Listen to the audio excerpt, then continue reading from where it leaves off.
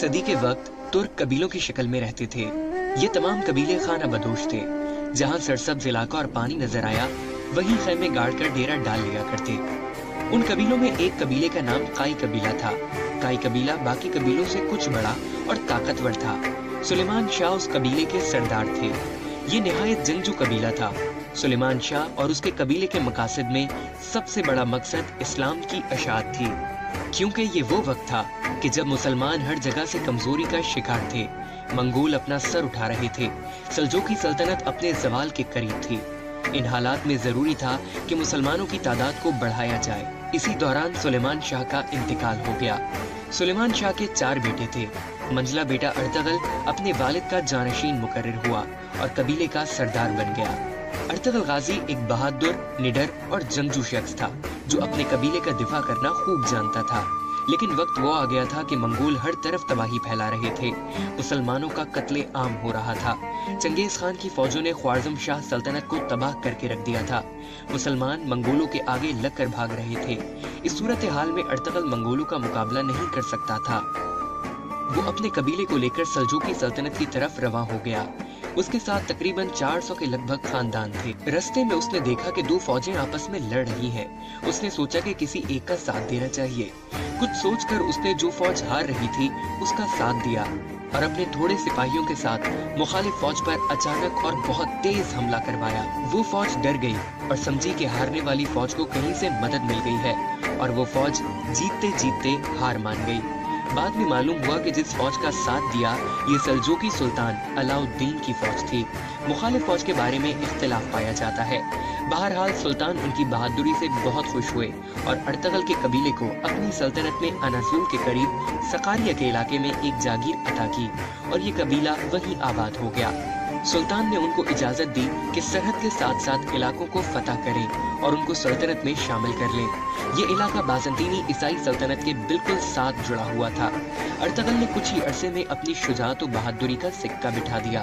उन फतूहात का नतीजा ये हुआ कि बाकी बहुत से तुर्क कबाइल भी अर्तगल के साथ मिल गए और उसे अपना सरदार तस्लीम कर लिया। अर्तगल सुल्तान अलाउद्दीन के नायब के तौर पर भी लड़ता रहा और उसकी ताकत में दिन ब दिन इजाफा होता गया।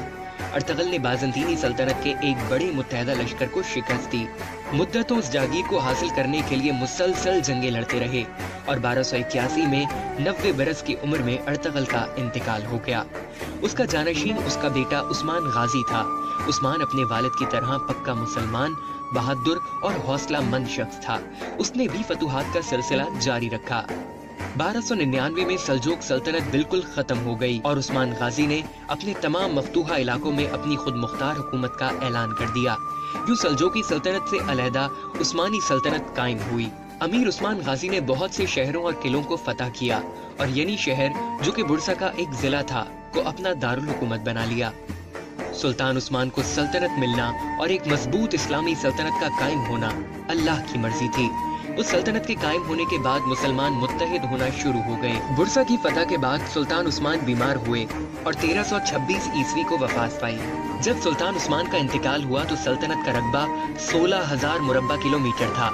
150 साल के अंदर अंदर ये दुनिया की सबसे बड़ी सल्तनत बन गई। सुल्तान महमद फातेह ने कुस्तुनतुनिया फतह करके नबी करीम सल्लल्लाहु अलैहि वसल्लम की हदीस भी पूरी कर दी और अपने बेहतरीन होने का सबूत दिया।